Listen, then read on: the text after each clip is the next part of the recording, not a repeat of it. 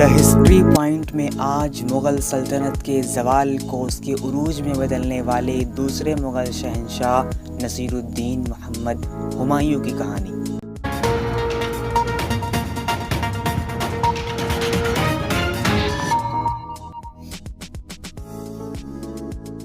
दूसरे मुग़ल शहंशाह नसीरुद्दीन मोहम्मद हुमायूं मुग़ल सल्तनत के संस्थापक बाबर के सबसे बड़े बेटे थे। हुमायूं की पैदाइश 6 मार्च 1508 को काबुल में हुई थी। कम उम्री से ही हुमायूं बाबर को शाही मामलों में मशवरे देने लगे थे। पानीपत के प्रथम युद्ध से पहले ही 17 साल की हुमायूं ने लोधी कमांडर हामिद खान को हराकर बाबर के लिए दिल्ली का रास्ता तैयार किया था। पानीपत के प्रथम युद्ध को जीतने के बाद जब बाबर आगरा पहुंचे तो हुमायूं ने कोहिनूर हीरा और ग्वालियर का कीमती खजाना बाबर को पेश किया, लेकिन बाबर ने उपहार के तौर पर कोहिनूर हीरा हुमायूं को वापस लौटा दिया। 30 साल की उम्र में हुमायूं को बदख्शां का गवर्नर नियुक्त किया गया। बाबर ने अपने अंतिम दिनों में हुमायूं को अपना उत्तराधिकारी घोषित कर दिया था।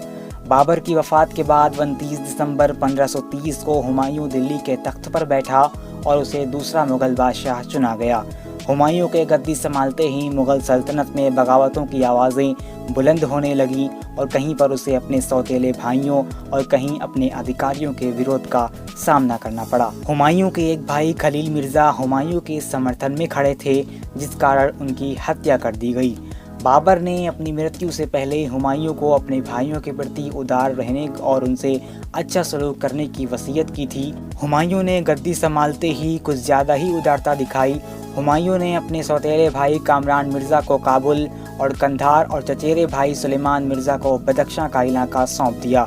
हुमायूं के इस व्यवहार के बावजूद उसके भाइयों ने उसका समर्थन करने की बजाय उसके लिए समस्याएं खड़ी कर दी। बाद में कामरान ने पंजाब पर भी कब्जा जमा लिया। हुमायूं ने कामरान पर कार्रवाई करने के बजाय उसे संतुष्ट करने के लिए हिसार फिरोज का इलाका भी उसे सौंप दिया। इसे हुमायूं की बड़ी गलती माना जाता है, क्योंकि उसने अपनी सल्तनत को मजबूत करने की बजाय अपने पिता की वसीयत का पालन करते हुए ना चाहते हुए भी अपने राज्य के भीतर एक समानांतर सल्तनत खड़ी कर ली थी। जब हुमायूं रोहतास में एक बागी से मुकाबला कर रहा था, उसी दौरान उसके भाई कामरान मिर्ज़ा ने लाहौर से एक बड़ी फौज के साथ हुमायूं की गैर मौजूदगी का फ़ायदा उठाते हुए दिल्ली पर हमला बोल दिया। खुशकिस्मती से उसके कमांडर फ़खरुद्दीन अली ने कामरान मिर्ज़ा के हमले को नाकाम बनाते हुए उसे वापस लाहौर खदेड़ दिया। इस हार के बाद कामरान तो कमज़ोर पड़ गया, लेकिन इस समय मुग़ल पूर्व और पश्चिम में अफ़गानों से घिर चुके थे। बाबर ने अफ़गान शासक को हराकर मुग़ल सल्तनत की स्थापना की थी, इसीलिए अफ़गान हमेशा मुग़लों से बदला लेने की ताक में रहते थे।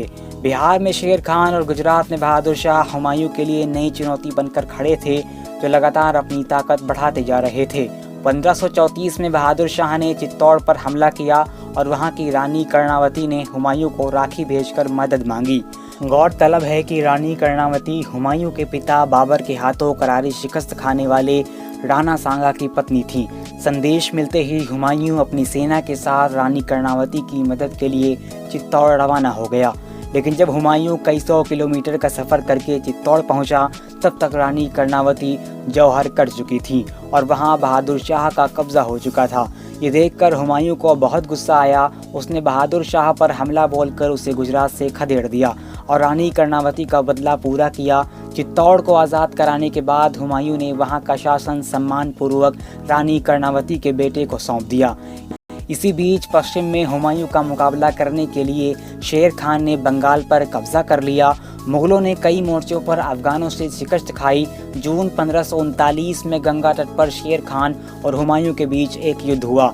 माना जाता है इस युद्ध से पहले शेर खान और मुग़लों के बीच शांति संधि भी हुई थी, लेकिन शेर खान ने संधि तोड़ते हुए अचानक रात के अंधेरे में हुमायूं की सेना पर हमला बोल दिया। अचानक हमले से मुग़ल सेना संभल भी न सकी। शेर खान की सेना ने मुग़लों पर ऐसा कहर ढाया कि हुमायूं को अपनी जान बचाने के लिए अपने घोड़े के साथ नदी में कूदना पड़ा।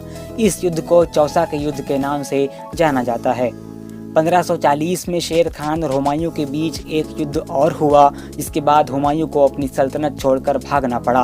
हुमायूं ने भटकते भटकते अपने भाई के पास सिंध में शरण ली।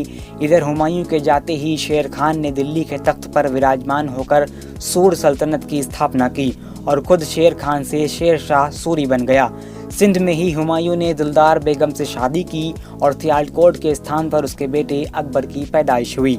1543 में सिंध से होते हुए हुमायूं हेरात पहुंचे, जहां प्रिंस सुल्तान मोहम्मद मिर्ज़ा ने उनका गर्मजोशी से स्वागत किया और दोबारा उनकी सेना को मजबूत करने में उनकी मदद भी की। उधर दिल्ली में शेर शाह की मौत के बाद उसका बेटा इस्लाम शाह तख्त पर बैठा, जिसे 1554 में सिकंदर शाह सूरी ने हराकर खुद गद्दी पर कब्जा जमा लिया। हुमायूं ने इस दौरान अपनी सेना को मजबूत बनाया और दिल्ली को दोबारा वापस लेने का संकल्प किया।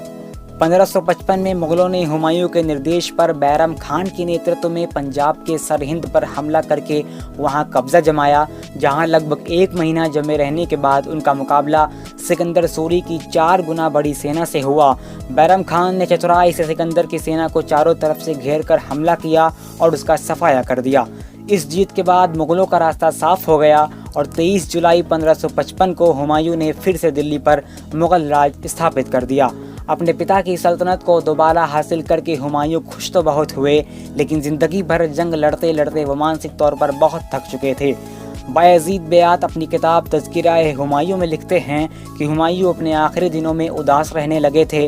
अक्सर वो ज़िंदगी और मौत के बारे में ही सोचा करते थे। अपने भाइयों की बगावत और अफगानों के कारण जो राज उनके हाथ से निकल गया था, उन्होंने दोबारा उसे हासिल करके अपना बोझ हल्का कर लिया था। हुमायूं अब अपनी सल्तनत अपने बेटे अकबर को सौंपकर खुद अनजान जिंदगी में जाना चाहते थे। 24 जनवरी 1556 को हुमायूं अपनी लाइब्रेरी से मगरिब की नमाज के लिए सीढ़ियों से नीचे उतर रहे थे, तभी उनके कान में अजान की आवाज़ पड़ी। हुमायूं का यह नियम था कि वो जहाँ भी अजान सुनते वहीं बैठ जाया करते थे।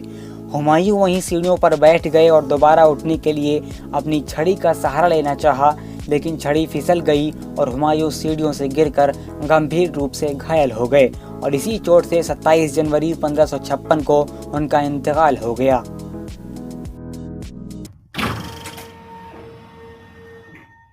यूनिवर्सिटी ऑफ कैलिफोर्निया के 5वें प्रेसिडेंट रहे एडवर्ड सिंगलटन होल्डन हुमायूं के बारे में लिखते हैं कि हुमायूं सामान्य रूप से एक विनम्र स्वभाव वाले इंसान थे, जो अपनी प्रजा और आश्रितों के लिए बहुत चिंतित रहते थे।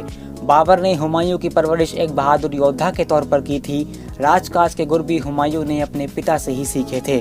कई इतिहासकार हुमायूं को ज़रूरत से ज़्यादा दयालु और उदार मानते हैं। अपने भाइयों की तरफ से हो रही बार बार बगावतों को झेलने के बाद भी हुमायूं ने उन पर कोई कार्रवाई नहीं की और माफ़ करते चले गए। इसका परिणाम ये हुआ कि मुग़ल सल्तनत कमज़ोर पड़ती चली गई।